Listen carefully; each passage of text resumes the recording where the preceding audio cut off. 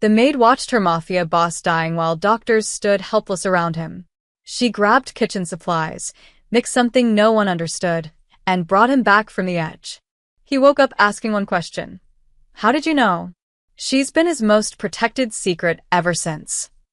The crystal chandelier above Lorenzo Vitali's dining table cast dancing shadows across 12 faces, 11 men who wanted him dead, and Lorenzo himself, who knew it. To peace, Lorenzo said, raising his wine glass. His voice carried the kind of authority that made grown men flinch. At 42, he controlled half of Chicago's underground, and tonight, he was pretending to negotiate with the other half. Vincent Caruso, representing the rival East Side operation, smiled without warmth. To peace. The glasses clinked. Lorenzo drank. From the doorway leading to the kitchen, 19-year-old Clara Alvarez watched, barely visible in her black maid's uniform. She'd learned to be invisible 3 years ago when she'd started working at the Vitali mansion. Invisible meant safe. Invisible meant nobody asked questions about where you came from or why a girl your age worked 16-hour days, without complaint. She was turning back to the kitchen when Lorenzo's glass slipped from his hand. It shattered against the marble floor. Lorenzo grabbed his throat, eyes bulging. His face flushed crimson, then began turning blue. Boss. His bodyguard, Marcus, lunged forward as Lorenzo collapsed. The dining room erupted into chaos. Men shouted. Chairs crashed backward. Vincent and his men stood up slowly, carefully, their hands visible. We didn't, Vincent started. Everyone stays. Marcus roared, his gun already drawn. Nobody moves. Nobody leaves. Clara pressed herself against the wall as armed men flooded the hallway. This was the world she lived in, violence always simmering beneath expensive suits and polite words. They carried Lorenzo through the corridor, his body convulsing. Clara followed at a distance, her heart hammering. She'd served him dinner 1,000 times, refilled his coffee, ironed his shirts. He'd never once looked at her directly. She was furniture. But furniture noticed things. The mansion's medical wing, a fully equipped emergency room kept on site for exactly these situations, blazed with light. Dr. Raymond Hayes, Lorenzo's personal physician, was already barking orders. Within 10 minutes, 7 more doctors arrived. Within 20, the number hit 15. Clara stood outside the glass wall, watching. His oxygen levels are dropping, one doctor said. Pupils are unresponsive, another called out. What the hell is this? Dr. Hayes held up the syringe he'd just used. The antitoxin isn't working. Nothing's working. More doctors arrived. 20. 30. Word had spread through Chicago's underground medical network. Lorenzo Vitali was dying, cause unknown, and whoever saved him would earn a fortune and the protection of the city's most powerful crime family. Clara watched them try everything. Activated charcoal, sodium thiosulfate, atropine, pralidoxime. Each treatment failed. Lorenzo's body was shutting down, and 50 brilliant minds had no idea why. An hour passed. Then 2. Time of death. Dr. Hayes began, his voice hollow. No, Marcus pressed his gun against the doctor's temple. He's not dead until I say he's dead. Fix him. Clara's hands were shaking. She knew she should leave, go back to the kitchen, stay invisible. But something was bothering her. Something about the wine glass she'd seen shatter. She slipped away from the crowd and returned to the dining room. Security had locked it down, but they knew her face. The quiet maid. No threat. The broken glass still lay scattered on the floor. Clara knelt beside it, careful not to touch anything. She leaned close and inhaled. The smell hit her like a fist. Bitter almonds mixed with something else. Something metallic and wrong. A smell she hadn't encountered in 6 years, not since her father had dragged her through a cartel lab in Mexico City, making her memorize scents so she'd know when danger was near. VX variant, she whispered. Her father's voice echoed in her memory. Smell that? Sweet and chemical? That's death in a bottle, Mija. Russian design. Mexican improvement. No antidote exists because no one's supposed to survive long enough to need 1 inch. But there was an antidote. A crude one. Her father had created it himself, paranoid about his own bosses poisoning him. She'd watched him make it a dozen times, had memorized every measurement because memorizing things kept her mind busy while her world fell apart. Clara's legs moved before her brain could stop them. She ran to the kitchen, yanked open cabinets. Sodium bicarbonate. Vinegar. Hydrogen peroxide from the first aid kit. Activated charcoal tablets, crushed fine. A sprig of milk thistle from the herb garden by the back door. Her hands moved automatically, measurements precise. Mix, dissolve. Filter. Heat to exactly 98 degrees. She filled a medical syringe she'd grabbed from the wing's supply closet, her hands somehow steady despite her racing heart. When she entered the medical room, 83 doctors had gathered. The most powerful medical minds money could summon, all helpless. "Stop," Clara said. No one heard her. "Stop," she shouted. Every head turned. Marcus's gun swung toward her, then lowered when he recognized the maid. "Get out," Dr. Hayes said. It's a VX nerve agent variant," Clara interrupted. "Modified with an organoarsenical compound. You're treating for standard poisoning. You're wrong." The silence was absolute. "Who the hell?" Hayes began. "Let her talk," Marcus said quietly. His eyes were red. Lorenzo was the closest thing to family he had. Clara's voice shook but didn't break. The symptoms, meiosis, bronchospasm, convulsions, they match, but the timeline's wrong. Standard VX would have killed him in 10 minutes. This is slower. It's designed to look like a dozen other things, so you waste time treating the wrong poison. "And you know this how?" Hayes demanded.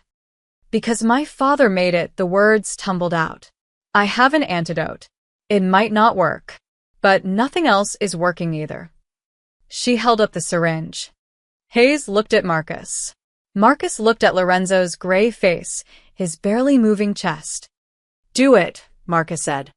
3 doctors protested. Hayes silenced them with a look. Clara stepped forward, her entire body trembling now. She found the 4-line, inserted the syringe, and pushed the plunger slowly. 15 seconds. 30. 45. Lorenzo's back arched. Someone cursed. Clara stepped back, certain she'd just killed him.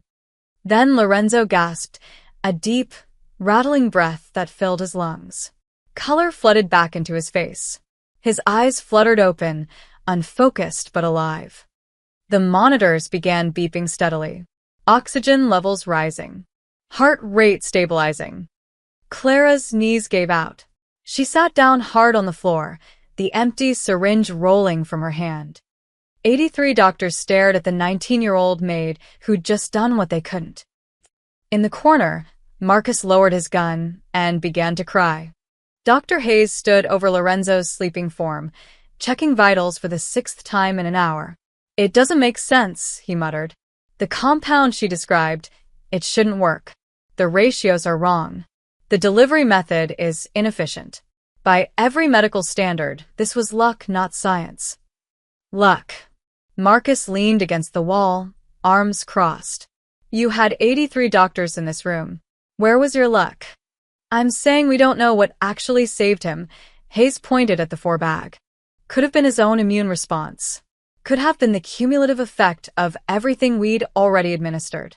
Correlation isn't causation." "She knew the poison," said Dr. Lisa Chen, one of the toxicology specialists. "She identified it when none of us could." "She guessed." Hayes shot back. "And we have no idea who she really is. For all we know, she's connected to whoever did this.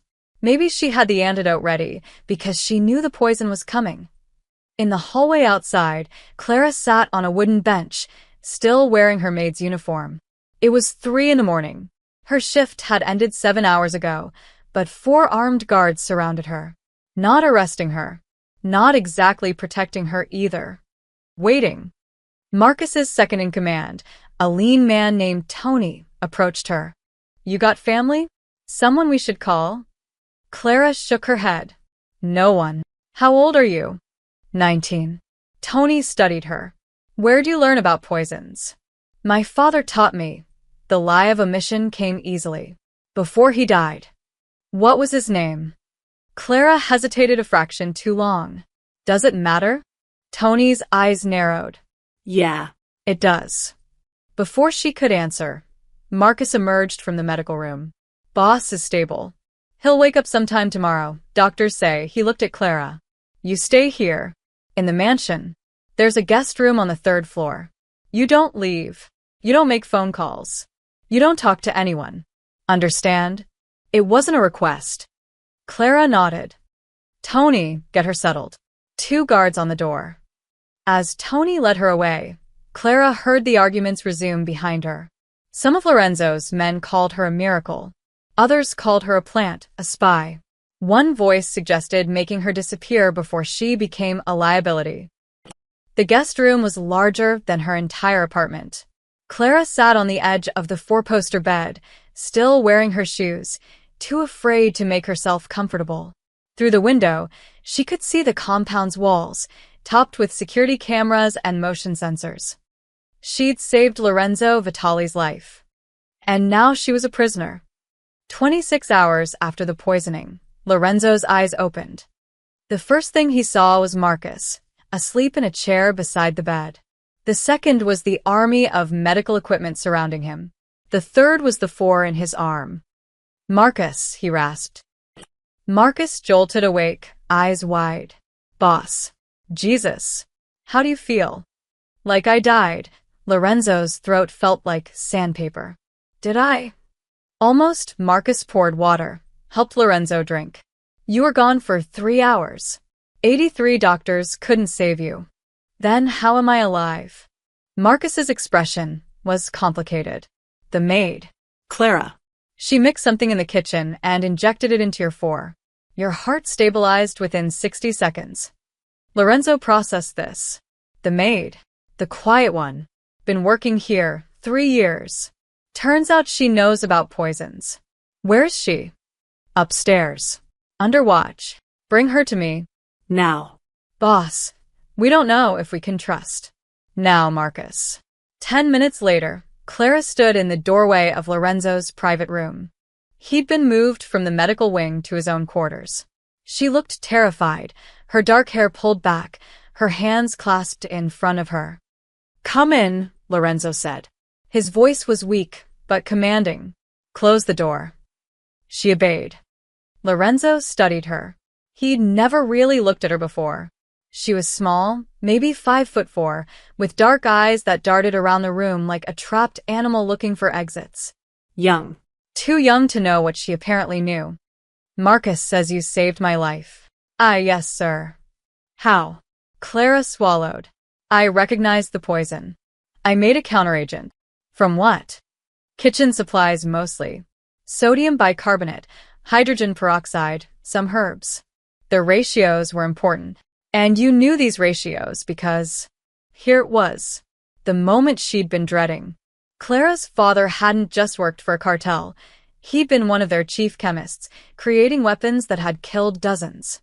Maybe hundreds. If Lorenzo discovered that connection, he'd see her as a threat. Or worse, as leverage. My father was a chemist, she said carefully. He taught me about compounds. How to identify them.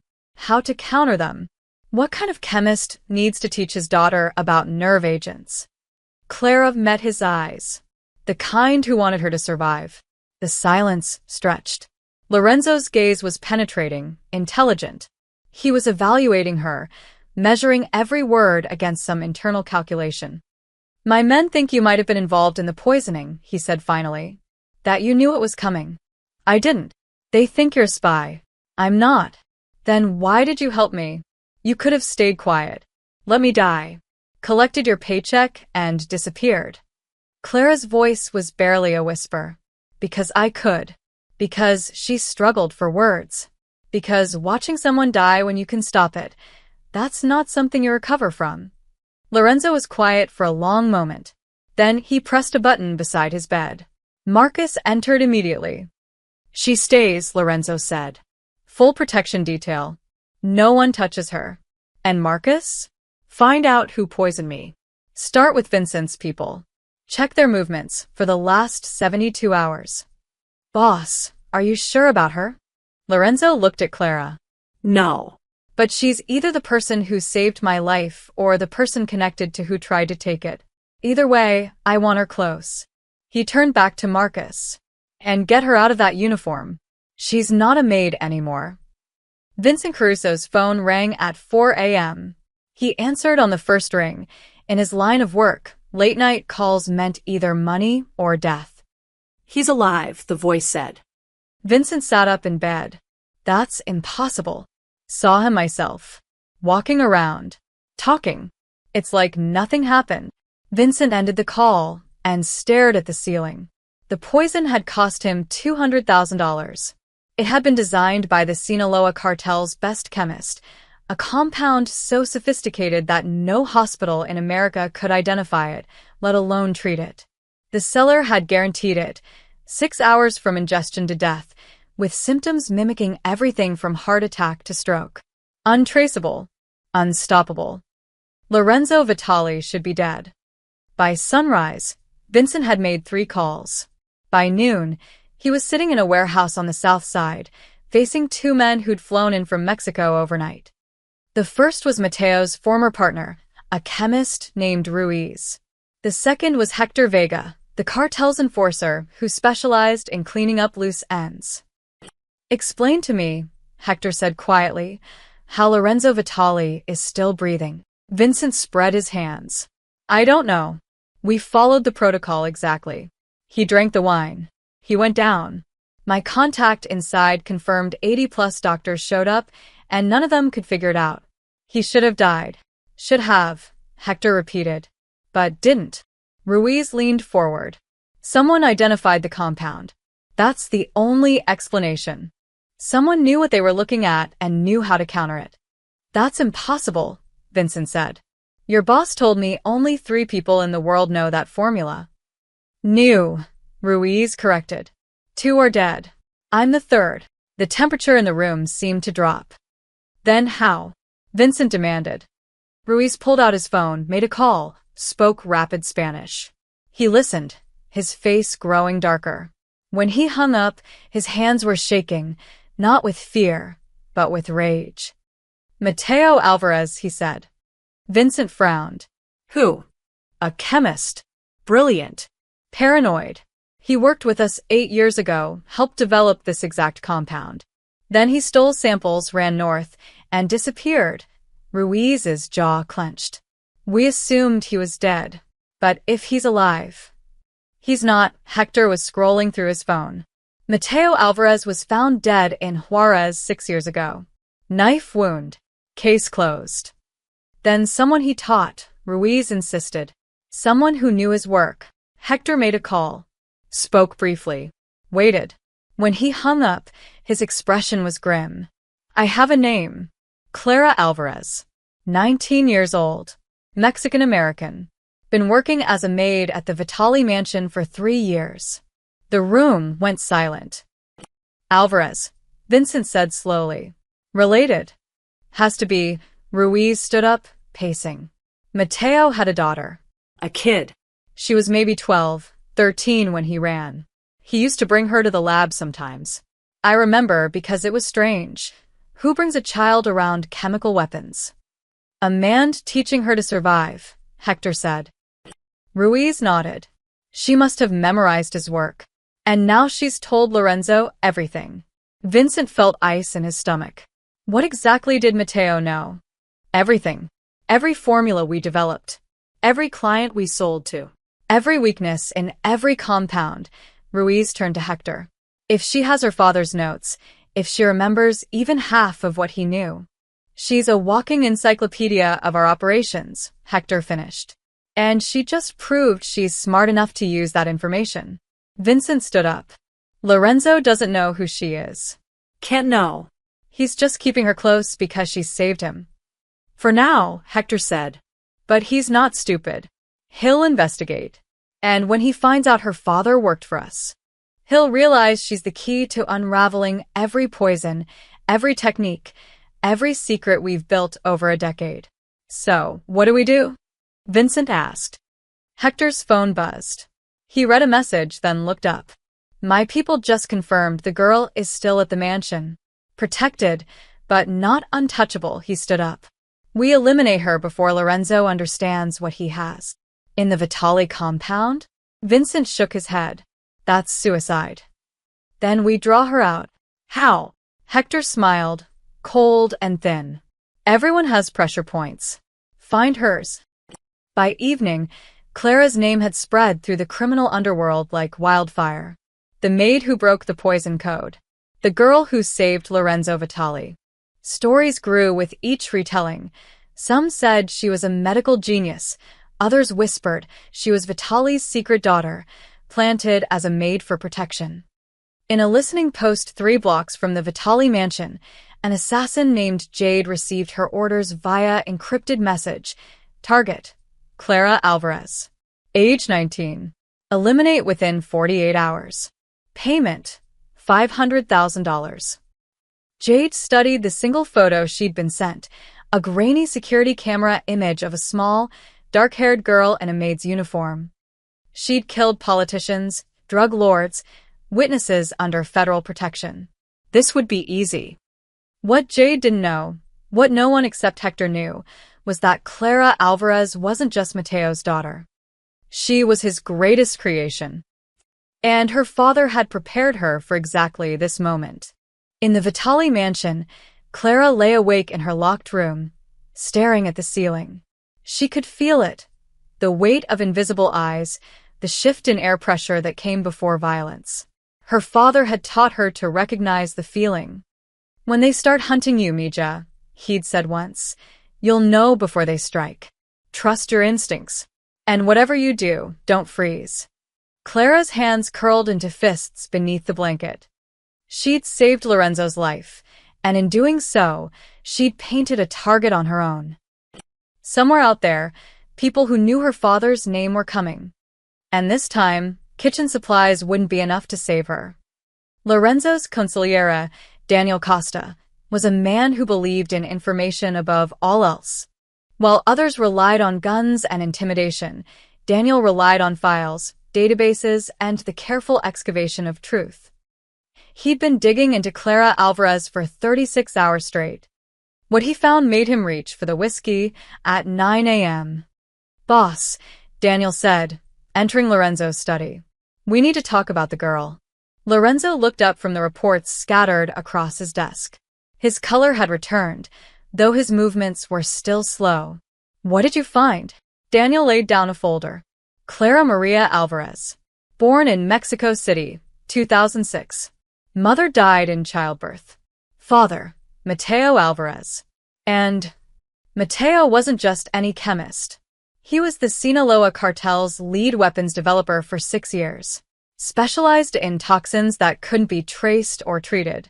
He created the compound that nearly killed you. Lorenzo's expression didn't change, but his fingers stopped moving. Daniel continued.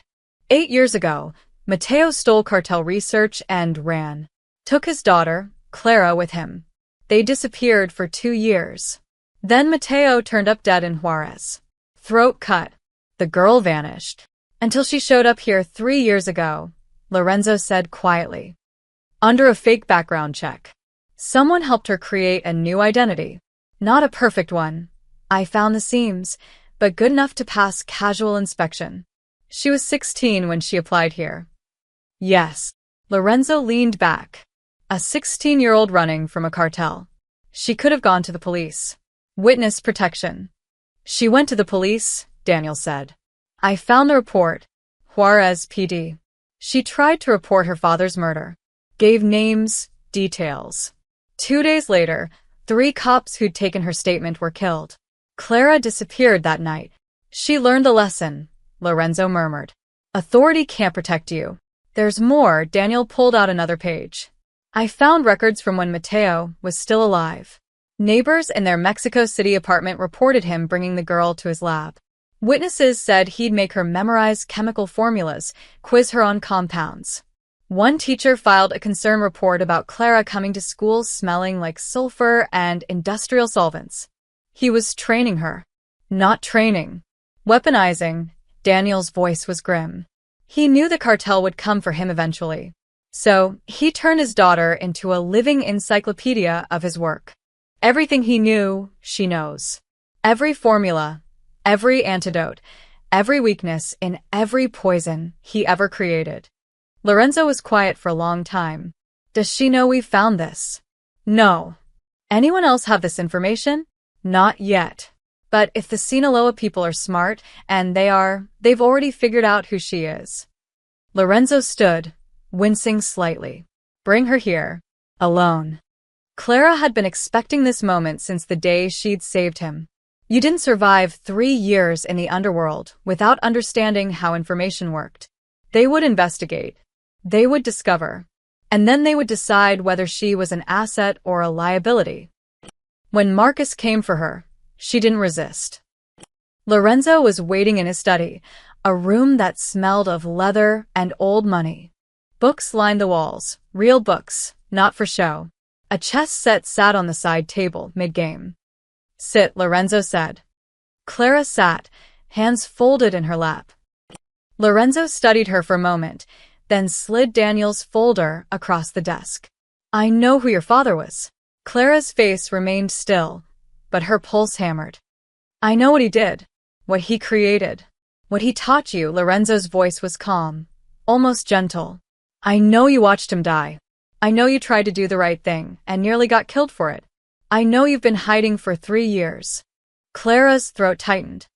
So now I'm going to ask you a question, and I want the truth. Lorenzo leaned forward. How much of your father's work do you remember? This was it. The moment that would determine everything. Clara met his eyes. All of it. All of it. He made me memorize everything. Formulas, compounds, antidotes, delivery systems. He'd wake me up at 3 a.m. and quiz me until I got every answer right. If I forgot something, she stopped. He wasn't cruel. He was desperate. He knew they'd kill him. He wanted me to survive. Can you replicate his work? Some of it. If I had the right equipment and materials. Lorenzo leaned back, fingers steepled. Do you know how many people would pay millions to have what's in your head? Yes. Do you know how many would kill to prevent you from sharing it? I'm learning. A ghost of a smile crossed Lorenzo's face. You saved my life with kitchen supplies and childhood memories. My doctors, men with decades of training and millions in equipment, couldn't do what you did in 10 minutes. I got lucky. No, Lorenzo's voice was firm. You were prepared. There's a difference. He stood, walked to the window. The people who poison me know who you are by now. They know what you represent. They'll come for you. I know.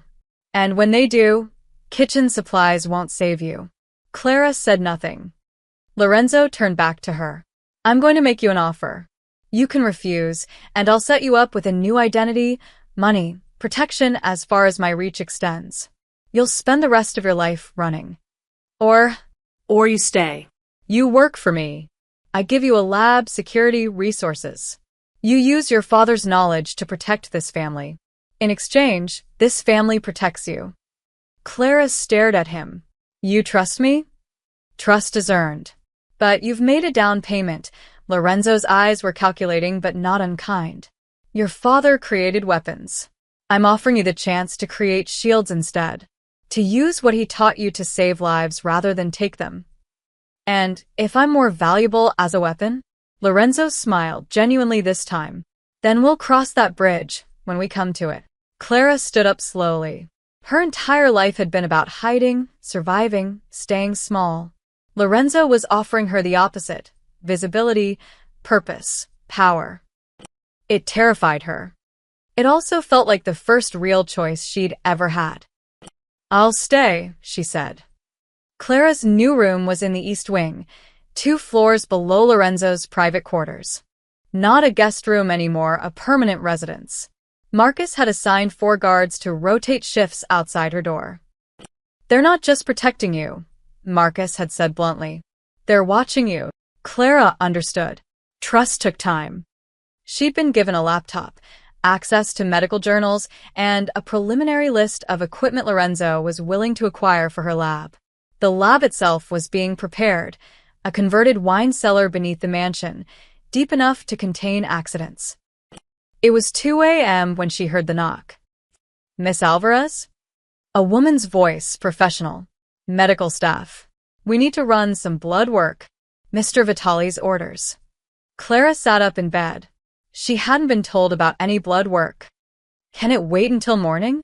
Clara called out. "I'm afraid not. We're monitoring for residual toxins from the antidote you administered. Time sensitive."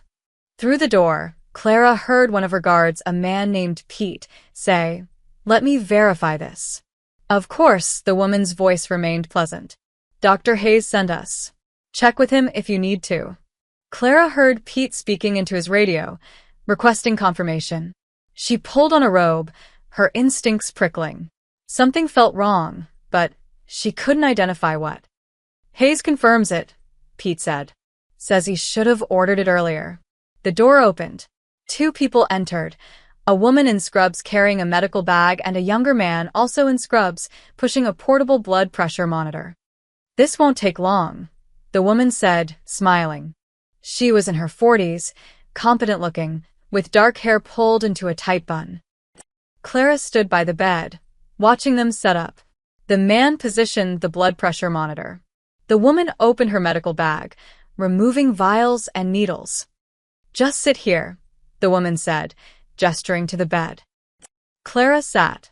The woman pulled on latex gloves with practiced efficiency, and that's when Clara's world tilted. The smell. Faint. Chemical. A preservative coating on the gloves that shouldn't be there. Not the standard powder, this was different. Specific. A compound her father had used in his lab to protect against skin absorption of toxins. Cartel's standard issue. Clara's eyes snapped to the woman's face, then to the man's. Their expressions were calm, professional. But now she saw it, the tension in their shoulders, the way the man's hand hovered near his waist. The woman uncapped a syringe. Just a small poke. Clara's mind raced. If she screamed, they'd kill her, and probably the guards too. If she ran, they'd shoot her in the back. She had maybe 5 seconds before that needle, whatever was in it, ended her life. Her father's voice. "When you can't fight and can't run, Mija, you confuse." "Wait," Clara said, her voice shaking, not faked. "I feel dizzy. I think I'm going to." She swayed, then vomited onto the floor. Not forced, her fear made it easy. The contents of her stomach splashed across the woman's shoes. Jesus. The woman stepped back. In that half-second of distraction, Clara lunged, not at the woman, but at the door. She grabbed the handle, yanked it open, and screamed. "They're not doctors. The gloves." Pete turned, confused. The male assassin's hand went to his waist, pulling a gun. Clara dropped flat as Pete fired. The shot went wide, hitting the blood pressure monitor, which exploded in sparks and plastic. The female assassin abandoned the syringe, her own weapon appearing from inside the medical bag. More guards pounded up the stairs. The hallway erupted into chaos. "The gloves!" Clara screamed from the floor. "They're using cartel preservative. Check their credentials." The male assassin fired twice. Pete went down, clutching his shoulder.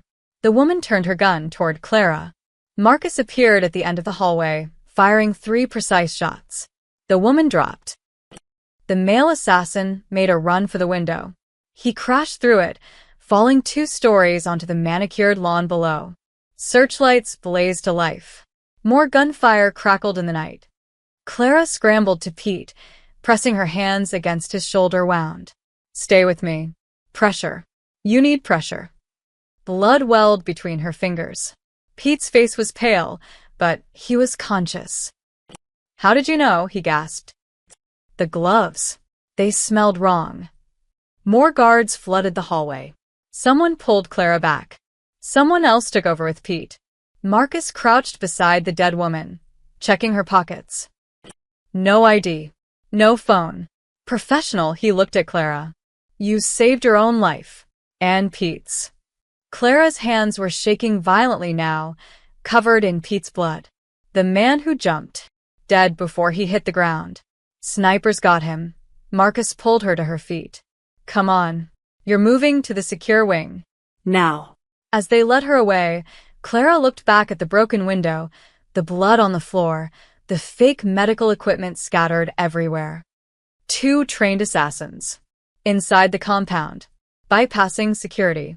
They'd almost succeeded. Lorenzo met them on the 3rd floor, fully dressed despite the hour. His eyes went to Clara's bloody hands, then to her face. They found you faster than I expected, he said quietly. They'll try again, Clara replied. Her voice was steadier than she felt. I know, Lorenzo nodded to Marcus. Double the security. No one gets near her without 3 layers of verification. And Daniel, I want to know how they got inside. Already on it, boss. Lorenzo looked at Clara. Your knowledge isn't just valuable anymore. It's dangerous to people who've built empires on secrecy. They won't stop until you're dead. Clara wiped her hands on her robe, the blood smearing. Then I guess we'd better make sure I'm worth keeping alive. Lorenzo's expression shifted, something like respect. Your lab. I'm accelerating the timeline. It'll be ready in 48 hours. I'll be ready too. 48 hours after the assassination attempt, Lorenzo led Clara through corridors she'd never seen before. Marcus walked ahead, checking corners. 2 more guards followed behind. They descended 3 flights of stairs, then stopped at a steel door that looked like it belonged in a bank vault. Lorenzo pressed his palm against a biometric scanner. The door hissed open, revealing another staircase spiraling down into darkness. My grandfather built this during Prohibition, Lorenzo said as they descended. Used it to store Canadian whiskey. Then my father turned it into a panic room during the gang wars of the 80s. Now it's yours. The stairs ended at another door. Beyond it, lights flickered on automatically, revealing a space that made Clara's breath catch. The underground lab stretched at least 40 feet, with steel walls and seamless concrete floors. Fume hoods lined one side.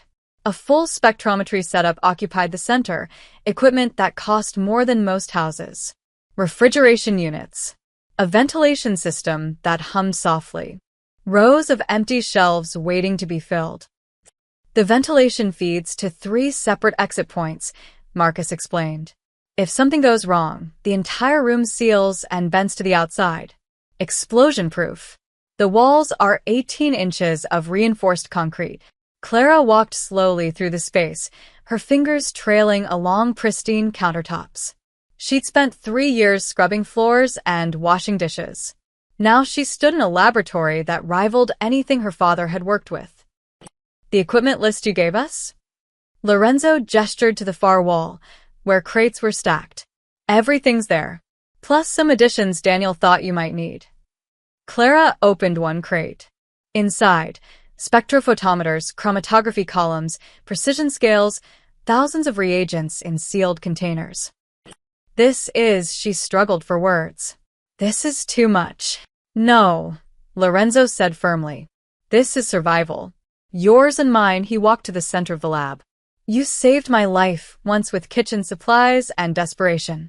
Let's make sure no one can ever take it again. He pulled out a sealed evidence bag. Inside was the wine glass, the one he'd drunk from, still containing residue. This is what nearly killed me, Lorenzo said. I want you to study it. Break it down.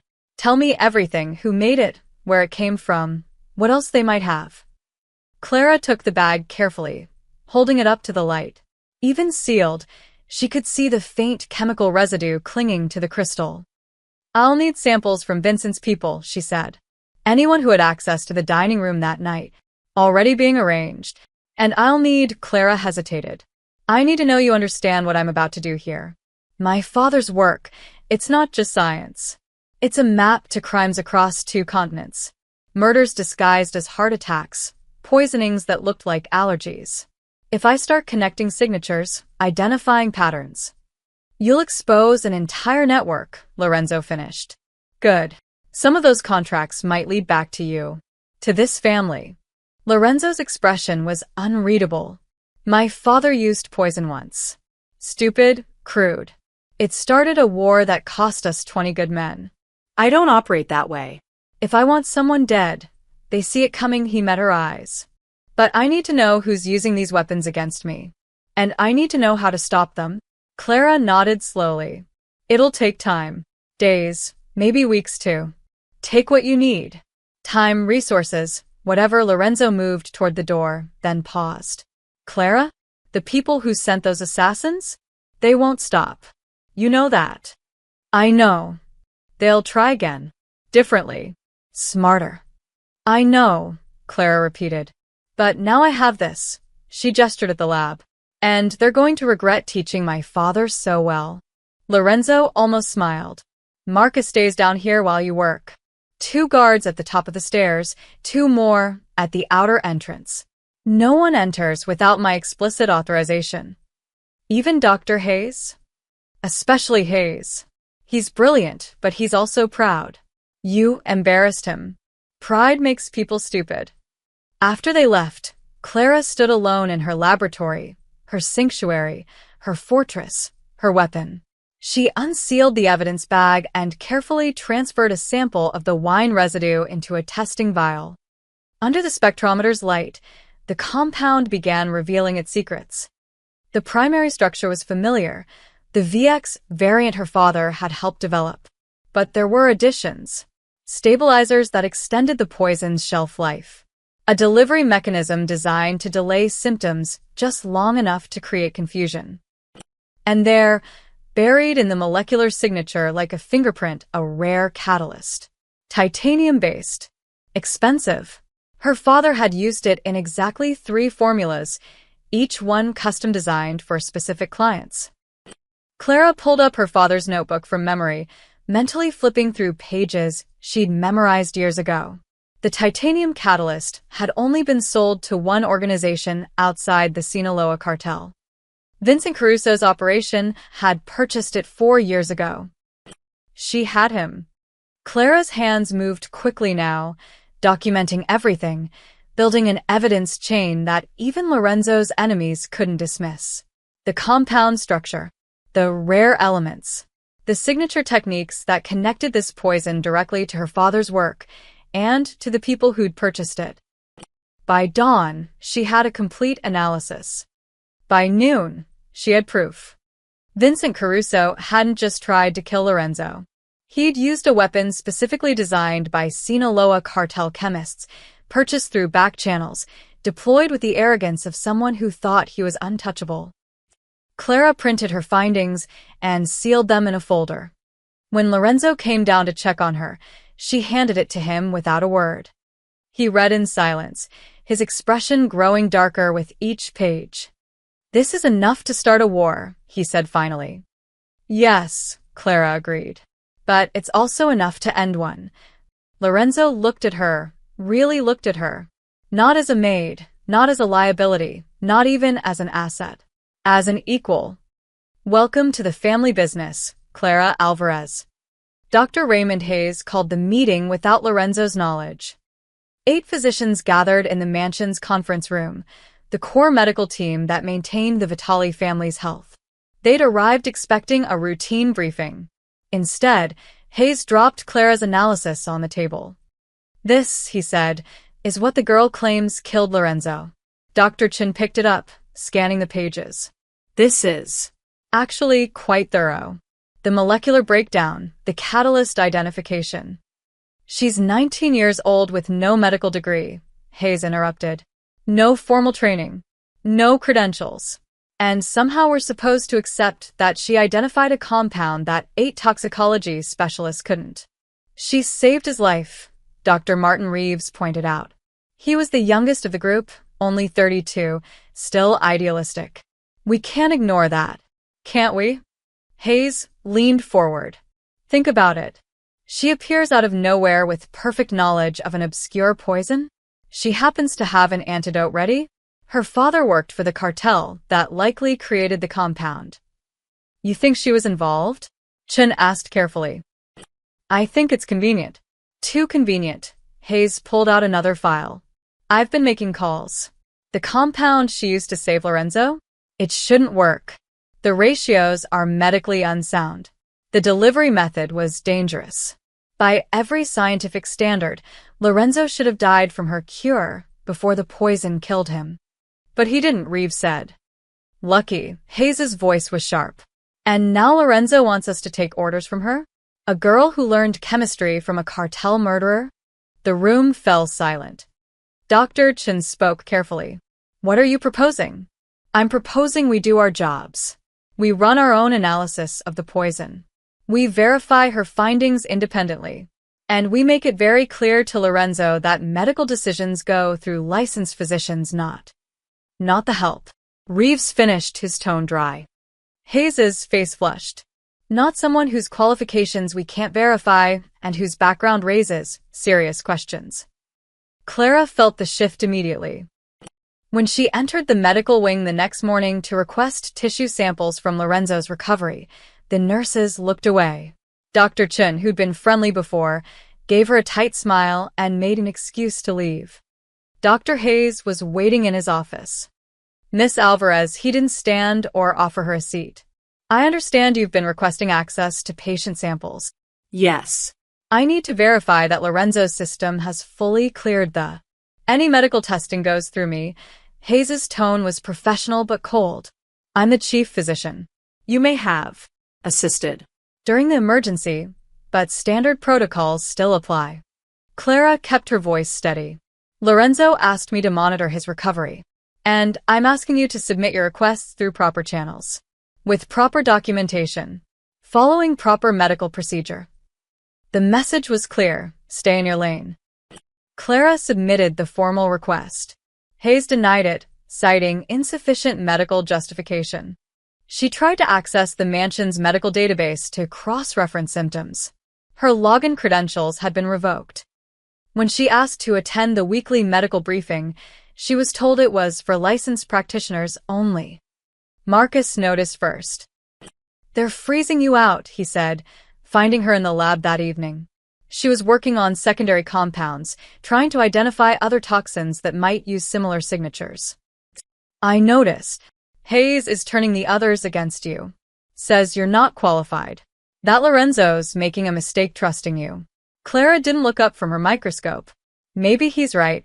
He's not. Marcus pulled up a chair. You know what you saved Lorenzo from.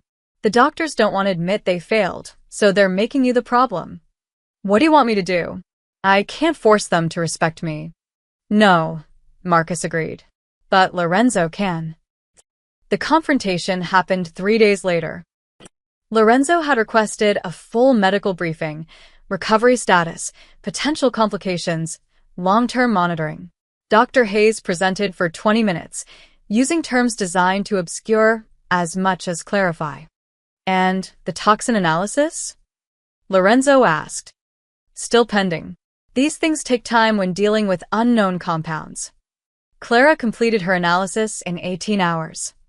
Hayes's jaw tightened. Miss Alvarez's interpretation was preliminary. We're conducting proper laboratory verification. Show me. I'm sorry. Show me your analysis. Your findings. Your conclusions. Hayes shifted. As I said, it's still. You've had 3 days. Lorenzo's voice went quiet, which everyone in the room knew was more dangerous than shouting. Clara gave me a complete molecular breakdown, identified the source, and traced the purchase history. What have you given me? With respect, Mr. Vitali, medical science requires. What I require, Lorenzo interrupted, is results. Clara delivered. You're delivering excuses. Dr. Reeves cleared his throat. Boss, if I may? I've reviewed Miss Alvarez's work. It's sound. Unorthodox in places, but scientifically valid. She identified markers we missed because she was looking for things we didn't know existed. Hayes shot Reeves a look that could melt steel. Lorenzo stood. Effective immediately, Clara Alvarez has full access to all medical facilities, all records, and all staff. Her findings and recommendations carry the same weight as any licensed physician in this room. Sir, the licensing board, Hayes started. The licensing board doesn't keep me alive. She did. Lorenzo's gaze swept the room. She's not your rival. She's not your replacement. She's your superior in exactly one area, keeping me from being poisoned.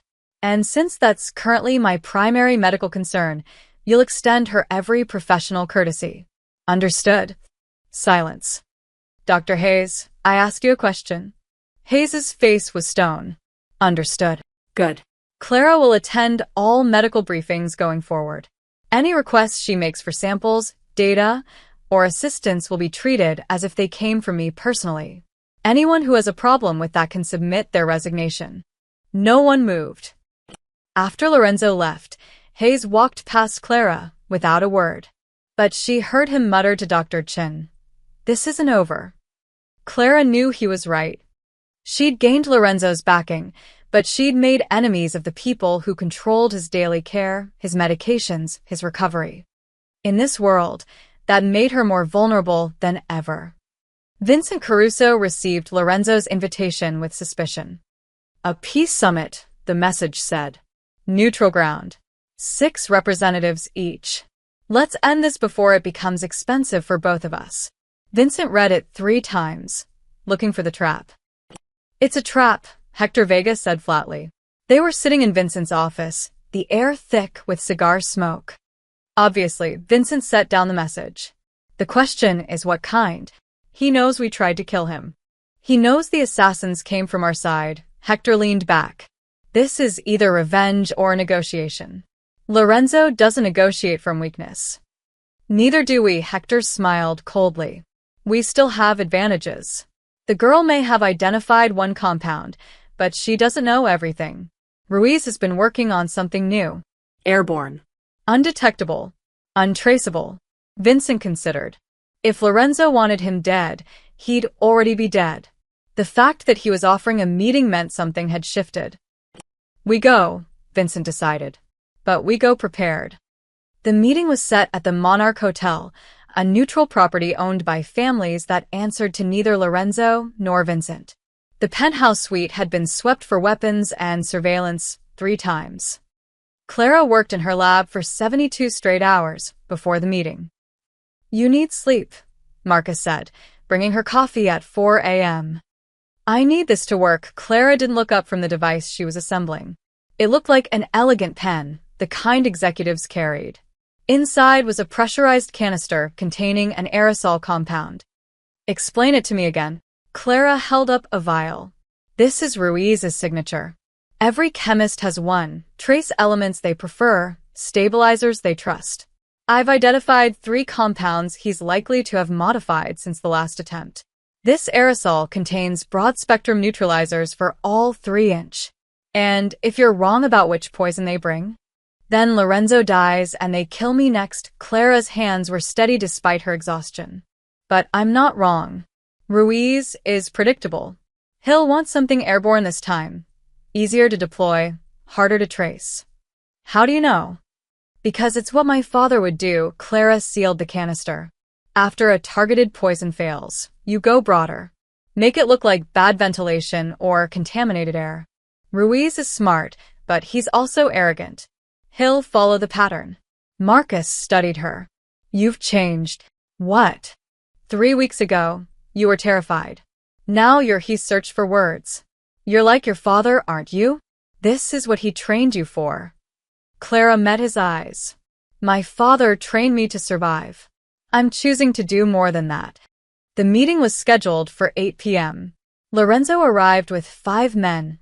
Marcus, Daniel, 2 enforcers, and Clara. Vincent's people were already there. Vincent himself sat at the head of the conference table, flanked by 5 men Clara didn't recognize.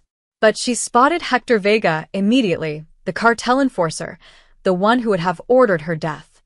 And behind Hector, trying to look inconspicuous, was a man in a waiter's uniform carrying a serving tray. Clara's pulse quickened. She touched the pen in her jacket pocket. Lorenzo, Vincent stood, offering his hand. Thank you for accepting my invitation. Lorenzo shook it, his expression neutral. Let's talk. They sat.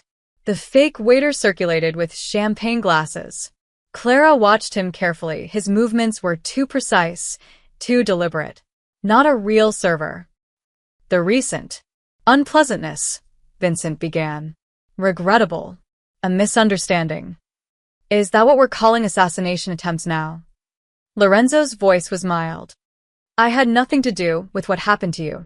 Interesting, Lorenzo nodded to Daniel, who pulled out Clara's report. Because the compound used to poison me was manufactured using techniques developed by Mateo Alvarez, sold exclusively to your organization 4 years ago, and contains a titanium catalyst that only 3 labs in North America can produce. One of those labs is in Juarez. Your territory. Vincent's expression didn't change, but Clara saw Hector's hand move slightly. The fake waiter was approaching Lorenzo's side of the table now, setting down champagne glasses. But his other hand was near his jacket pocket. Clara stood up smoothly. Excuse me, she said, pulling out her pen. I need to make a note. She clicked the pen. A fine mist sprayed from the tip, invisible to the eye, dispersing across the conference table. It smelled faintly of mint, a scent Clara had added to mask the chemical compounds. 2 seconds later, the fake waiter pulled a small aerosol device from his pocket and pressed the trigger. Nothing happened. He pressed it again. Still nothing. His face went pale. Looking for this? Clara held up her pen. I just neutralized your airborne toxin. Aerosolized ricin derivative, if I'm not mistaken? Mixed with a volatile carrier designed to dissipate quickly? Very clever. Would have killed everyone at this table within 90 seconds and left almost no trace. The room exploded into motion. Guns appeared on both sides. The fake waiter dropped his device and reached for a weapon. Marcus shot him twice before he could draw. Nobody move. Vincent roared. But Lorenzo was smiling. Actually smiling. You see, Vincent, this is why I wanted this meeting. Lorenzo gestured to Clara. Miss Alvarez here is Mateo's daughter. And she remembers everything. Every formula. Every technique. Every signature. She knows your playbook better than your own chemists. Vincent's face had gone ashen. So here's what's going to happen, Lorenzo continued, his voice dropping to ice. You tried to kill me twice. You failed twice. You've made an enemy of the one person in this city who can identify and counter every poison in your arsenal. And now, he tapped Clara's report. I have proof that ties your organization directly to the attempt. This is war, Hector said quietly. This was always war, Lorenzo stood. You started it. I'm just making sure you understand who's going to finish it. Vincent's hand moved toward his jacket. Marcus's gun came up instantly. Don't, Lorenzo warned. We walk out of here tonight. But after that, Clara's going to dismantle your entire operation, one formula at a time. Every poison you've ever used, every technique you rely on, she's going to expose it all. He turned to Clara. Tell them. Clara's voice was steady. I know 47 formulas your chemists developed. I know how to counter 39 of them. The other 8 I'll figure out within a month. You can't kill Lorenzo. You can't kill his people. Because I'll always be 3 steps ahead of you. Vincent stared at her with pure hatred. Lorenzo walked to the door, his men backing out with him. Clara was last, her hand still holding the pen aerosol. See you soon, Vincent, Lorenzo said. Or maybe you won't see me coming at all. The door closed behind them. War had been declared. And Clara Alvarez had just become the most dangerous weapon in Chicago. 3 days after the disastrous meeting, Lorenzo decided to upgrade Clara's laboratory. The equipment you have is good, Daniel explained as they walked through the mansion's ground floor. But there's better. Military-grade spectrometry equipment. A gene sequencer. Chemical synthesis machines that can replicate compounds in hours instead of weeks. Where? Clara asked. A facility we own across town. Medical supply front. We'll transfer what you need tonight, under heavy security. Clara nodded, though unease prickled at the back of her neck. She'd learned to trust that feeling. The convoy consisted of 3 black SUVs. Clara rode in the middle vehicle with Marcus and 2 guards. Daniel led in the first car. For more men followed in the third. They left the mansion at 11 p.m., taking a route that wound through industrial districts and empty streets. Standard protocol. Unpredictable. Difficult to ambush. Clara watched the dark buildings slide past her window. The air conditioning was on, but she kept her window cracked an inch, a habit from her father's training. Always taste the air, Mija. Your nose knows danger before your brain does. They were crossing a bridge over the Chicago River when Clara smelled it. Faint. Chemical.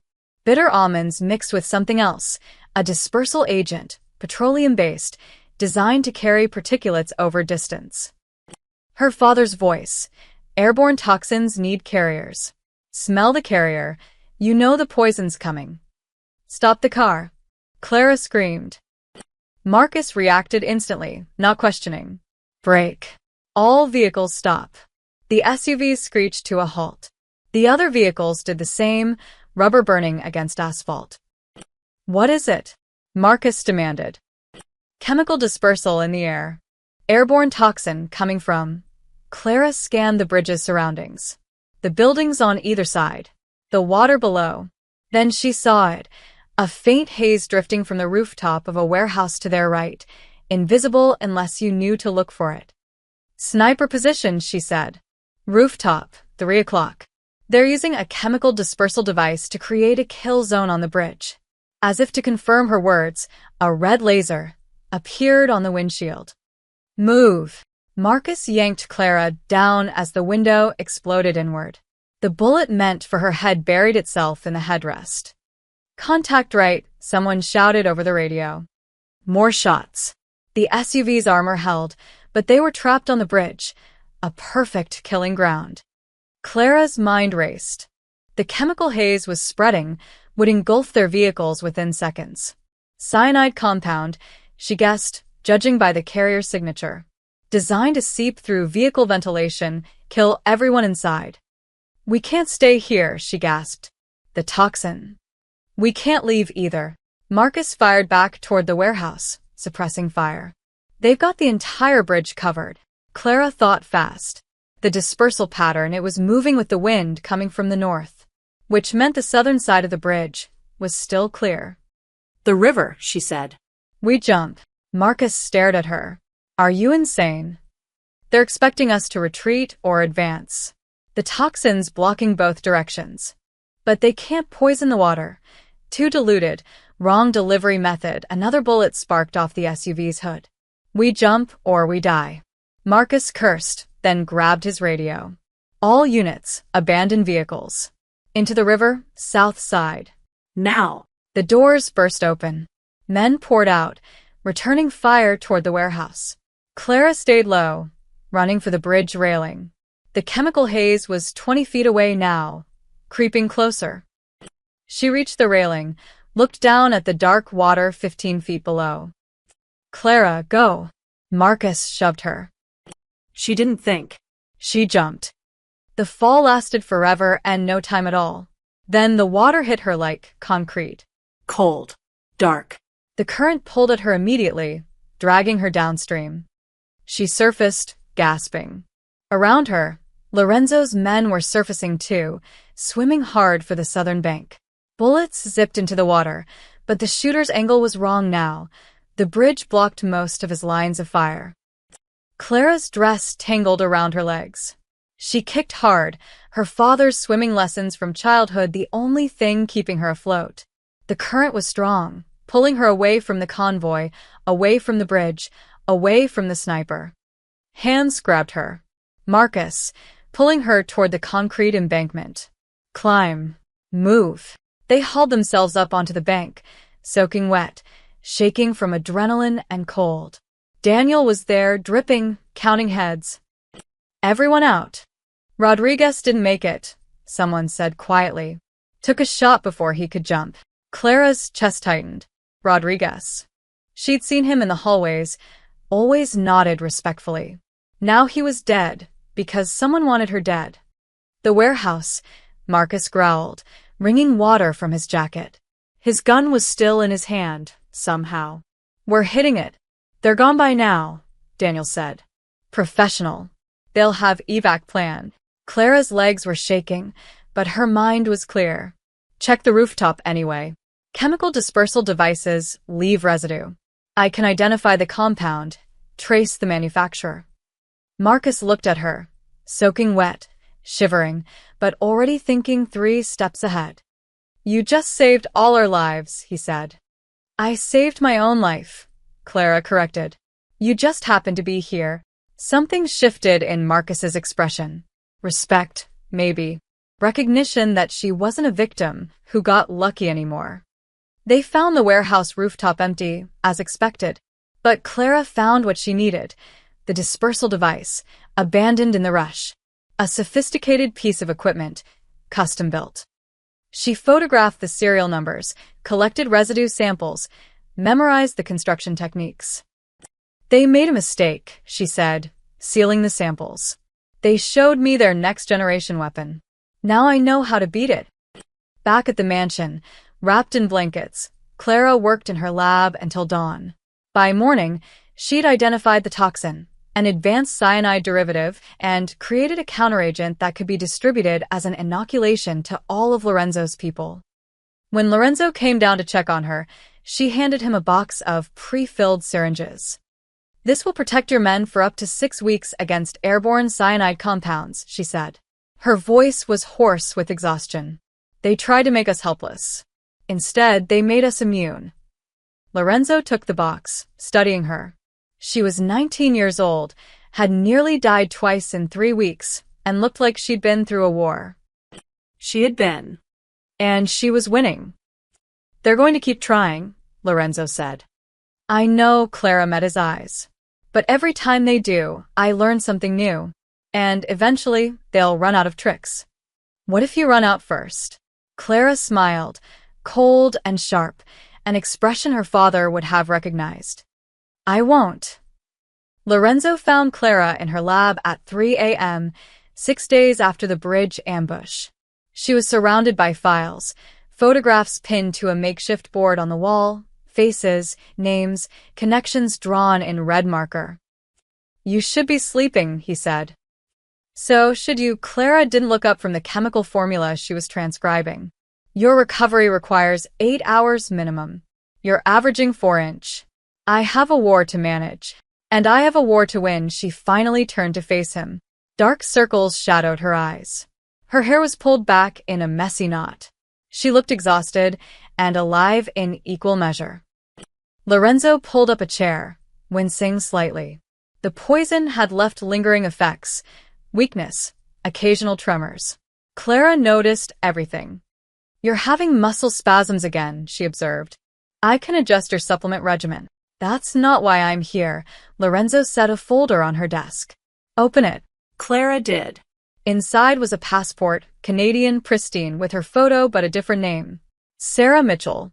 Along with it, bank account information, property deed to a house in Vancouver, complete background documentation. $20 million, Lorenzo said quietly. Clean money, untraceable. The house is paid off, under your new name. Everything you need to disappear. To be safe. Clara stared at the passport. Sarah Mitchell. A girl who'd never watched her father die. Who'd never memorized poison formulas to survive. Who'd never saved a Mafia boss and become a target herself. Why? She asked. Because you've earned it, Lorenzo leaned back. You saved my life. You've given me the tools to protect my family. You've proven yourself 10 times over. But Clara, this life, he gestured at the compound above them. It doesn't end. Vincent wants you dead. The cartel wants you dead. And eventually, someone will get lucky or creative enough to succeed. I know. You're 19 years old. You could have a real life. College. Friends. A career that doesn't involve identifying murder weapons. His voice softened. You could be normal. Clara looked at the passport again. Sarah Mitchell. She could almost see her, that other version of herself, walking across a university campus, worried about exams instead of assassins. Dating. Laughing. Living without constantly tasting the air for poison. It was a beautiful lie. My father used to say something, Clara said finally. He'd tell me, The world divided us into two groups, Mija. Those who wield power and those who suffer from it. Choose which one you want to be. Smart man? Terrible Mann, klarer Korrektheit. He created weapons that killed innocent people. He worked for monsters. He justified it by saying he was protecting me. But really, she traced the edge of the passport. Really, he was just choosing power over conscience. And you don't want to make the same choice. I don't know what I want. Clara's voice cracked slightly. For 3 years, I scrubbed floors and stayed invisible because I thought survival was enough. Then you gave me this. She gestured at the lab, and I remembered what it felt like to matter. To use what I know for something more than just staying alive. You matter here, Lorenzo said. But you'd also be a target here. I'm already a target. Clara stood, walking to her evidence board. Vincent. Hector. Ruiz. 3 assassination attempts in 4 weeks. And you know what? I've survived all of them. Not because I ran. Not because I hid. Because I'm smarter than they are. Clara. My father taught me to survive in his world. You're giving me the chance to change it. She turned to face him. If I disappear, Vincent still has his poison network. The cartel still has their formulas. Other people who don't have my knowledge, will die from weapons my father helped create. That's not your responsibility. Maybe not. Clara's hands clenched. But it's my choice. Lorenzo studied her for a long moment. You understand what staying means? This isn't temporary. Once you're fully integrated into this organization, there's no clean exit. No normal life waiting when you get tired of it. I know. Vincent will escalate. Others will come. You'll spend your life looking over your shoulder. I do that anyway. Clara picked up the passport, held it. This girl, Sarah Mitchell, she's not real. She's who I might have been if my father had been different. If I'd made different choices. But I am Clara Alvarez, Mateo's daughter. And I'm tired of running from that. She set the passport down. I'm staying.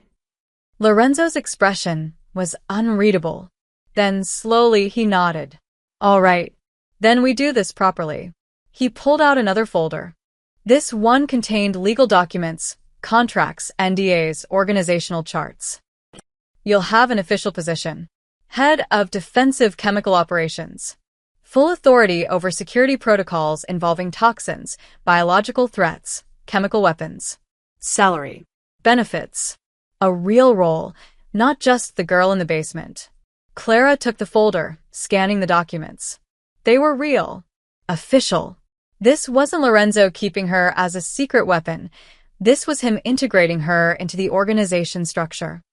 Marcus will oversee your security detail, Lorenzo continued. 6 rotating guards minimum. Armored transport. Safe houses in 3 cities. Everything you need. And in exchange, you keep me alive. Keep my family alive.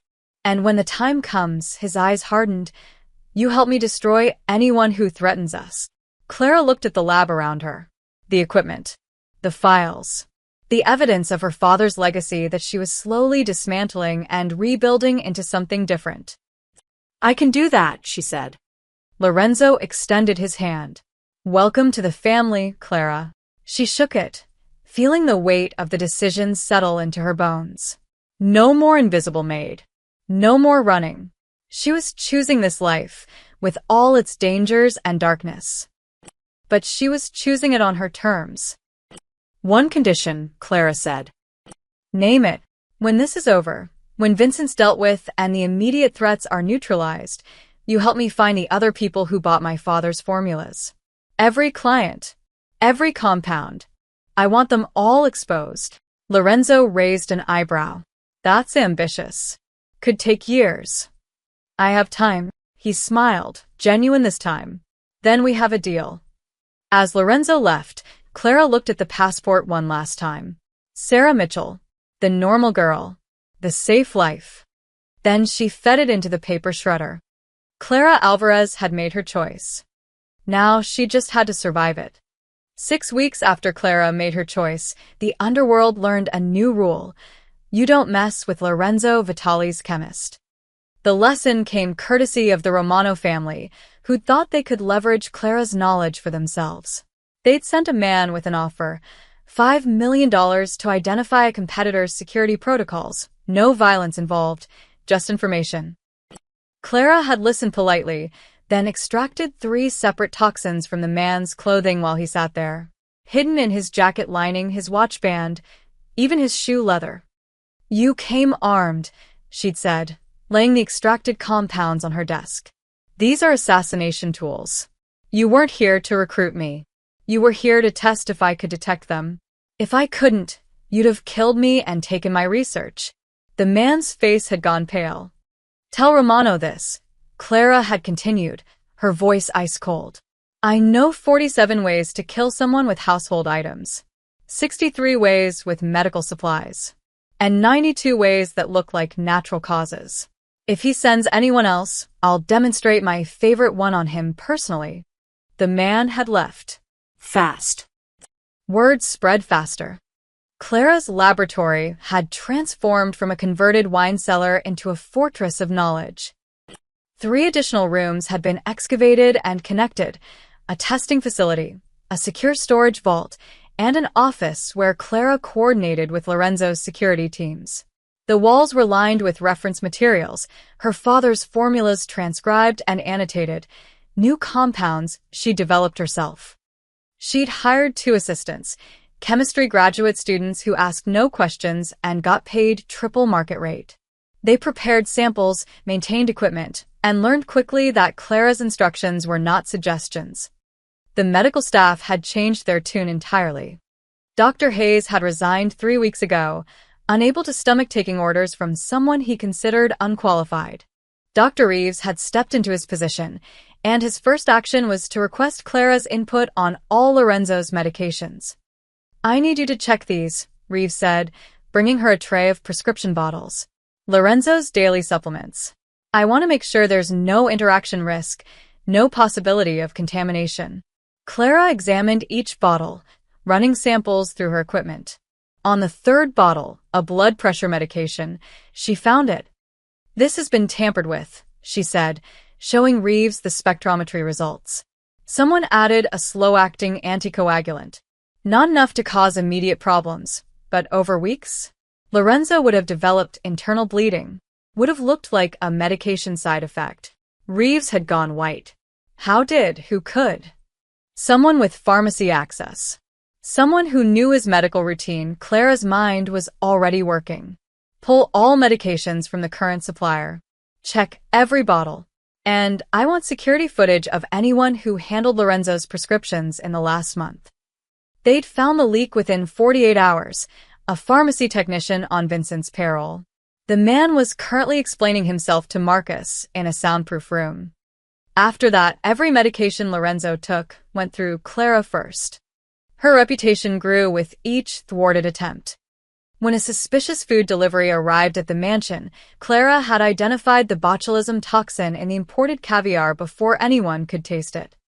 When an air conditioning unit began emitting a strange smell, Clara had detected the delayed-release nerve agent before symptoms appeared. When a new security guard applied for a position, Clara had noticed the faint chemical signature on his fingerprints, evidence he'd recently handled explosive compounds, and revealed him as a saboteur. Lorenzo's inner circle stopped questioning her, started consulting her. "Clara, this meeting location, can you check for environmental threats?" "Clara, we received this package, is it safe?" "Clara, the enemy is using a new supplier, what should we look for?" She became indispensable. Marcus would joke, "We used to worry about bullets. Now we worry about everything we breathe, touch, or eat." "Thanks, Clara." But he always said it with respect. The doctors now attended her weekly briefings. Clara stood at the head of the conference table, the same table where she'd once served coffee, explaining her latest findings. "Vincent's chemists have shifted tactics," she said, pulling up photographs on the screen. "They're moving away from acute toxins toward chronic exposure. Smaller doses, longer timelines, harder to detect." Dr. Chen took notes. "What's our countermeasure?" "I've developed a screening protocol. Blood tests every 72 hours for Lorenzo and immediate family. I've also created a baseline profile for each person. Any deviation triggers an alert. That's brilliant, Dr. Chen said. It's necessary, Clara corrected. Vincent's not giving up. He's adapting. So, we adapt faster. After the meeting, Dr. Chen approached her privately. I owe you an apology. When Hayes was still here, I didn't believe in you. I know. You've saved Lorenzo's life multiple times now. You've saved all of us, probably. I just wanted you to know that I see it now. What you are. What you can do. Clara nodded. She didn't need the validation anymore, but it was nice to hear anyway. In the underground, people whispered her name. The maid who broke the poison code. Vitali's secret weapon. The girl who knows every way to die. The criminal organizations reconsidered their strategies. Poison had been a reliable tool for decades, clean, deniable, effective. But with Clara Alvarez on Lorenzo's side, that tool had become a liability. Some families reached out, offering alliances. Others withdrew, deciding Lorenzo had become too dangerous to challenge. A few idiots still tried. They didn't try twice. Clara's instincts had become Lorenzo's early warning system. She could walk into a room and sense danger, a skill honed by years of survival, now weaponized for protection. How do you do it? Marcus asked once, after she detected a poisoned envelope that had passed through 3 security screenings. My father trained me to notice what others miss, Clara said. Every chemical has a signature. Every poison leaves traces. You just have to know what to look for. And you always know. Not always. Clara's expression was serious. But I'm learning. Every attempt teaches me something new. Eventually, I'll know them all. Late one night, Lorenzo visited her lab. She was working, as always, surrounded by formulas and samples. You should rest, he said. I'll rest when Vincent's dead, Clara replied without looking up. Lorenzo smiled. You've changed, have I? The girl I hired 3 years ago was invisible, quiet. Trying not to be noticed, he walked closer. Now you command a team. Doctors defer to you. My enemies fear you. You've become exactly what this family needed. Clara finally looked up. I became what I needed to be. And what's that? Someone who doesn't run anymore. Lorenzo nodded slowly. The underworld calls you the maid who broke the poison code. Do you know what I call you? What? The reason I'm still alive. Clara held his gaze. Then let's make sure you stay that way. She turned back to her work, and Lorenzo left her to it. In the basement laboratory, surrounded by the instruments of death and defense, Clara Alvarez had found her purpose. She was no longer invisible. She was inevitable. Vincent Caruso's body was found in his penthouse 3 months after Clara had chosen to stay. Official cause of death: heart attack. Natural causes. No signs of foul play. Only 3 people in Chicago knew the truth: Lorenzo, Marcus, and Clara. The wine Vincent had drunk at his own victory dinner, celebrating a weapons deal, surrounded by his closest allies, had contained a compound so sophisticated that even Clara had needed 2 weeks to perfect it.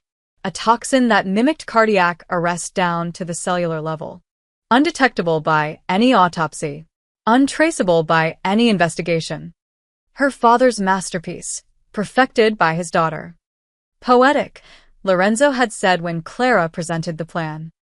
Necessary, Clara had corrected. With Vincent gone, his organization had collapsed into infighting. Hector Vega had disappeared back to Mexico. Ruiz had been found dead in his lab. An accident, they said, though Clara suspected otherwise. The cartel was purging its own ranks, eliminating anyone connected to the failed Chicago operation. The poison network her father had helped build was unraveling. And Clara held every thread. It was late, almost 2 a.m., when Lorenzo descended into the laboratory complex. The space had expanded again. What had started as a converted wine cellar now stretched beneath half the mansion's footprint. Climate-controlled storage. Advanced testing facilities. a small library of toxicology references. And at the center, Clara's main laboratory, where she worked surrounded by the instruments of her trade. Lorenzo found her there, as he often did, bent over a microscope while data streamed across 3 computer monitors.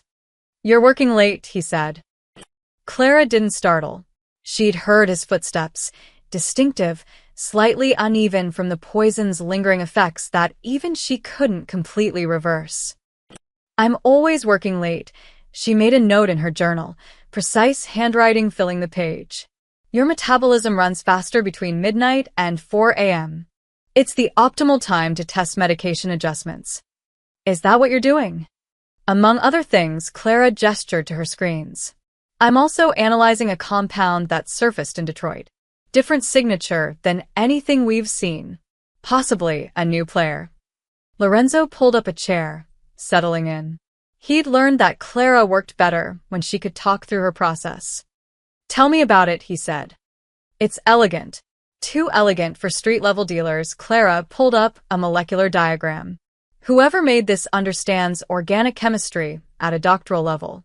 But they're using unconventional synthesis pathways, similar to techniques my father experimented with, but never published.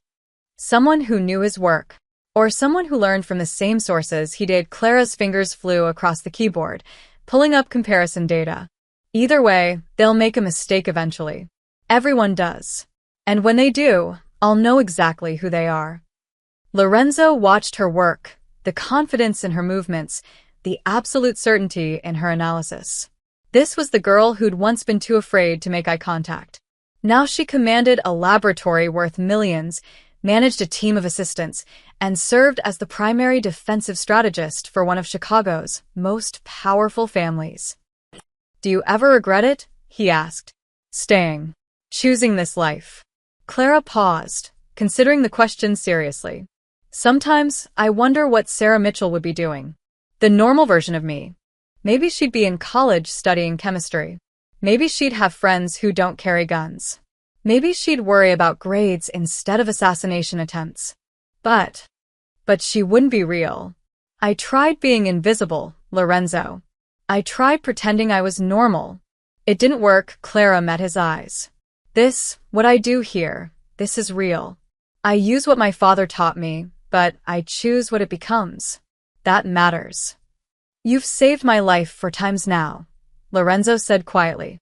5 if we count Vincent's planned secondary attack we never told you about.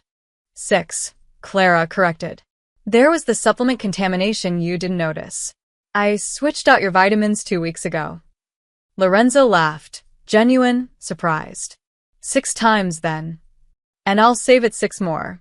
Or 60. Or 600 Clara returned to her microscope.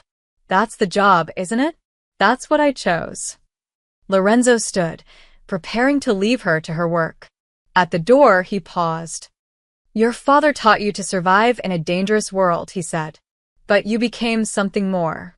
You became the person who makes that world survivable for others." Clara didn't respond immediately. When she did, her voice was soft. "He taught me to smell death." "I chose to stop it instead." Lorenzo nodded and left. In the underground laboratory, surrounded by vials and formulas, monitoring equipment, and chemical signatures, Clara Alvarez continued her work. Above her, the mansion slept under heavy guard. Throughout Chicago, Lorenzo's people moved safely, protected by protocols she developed.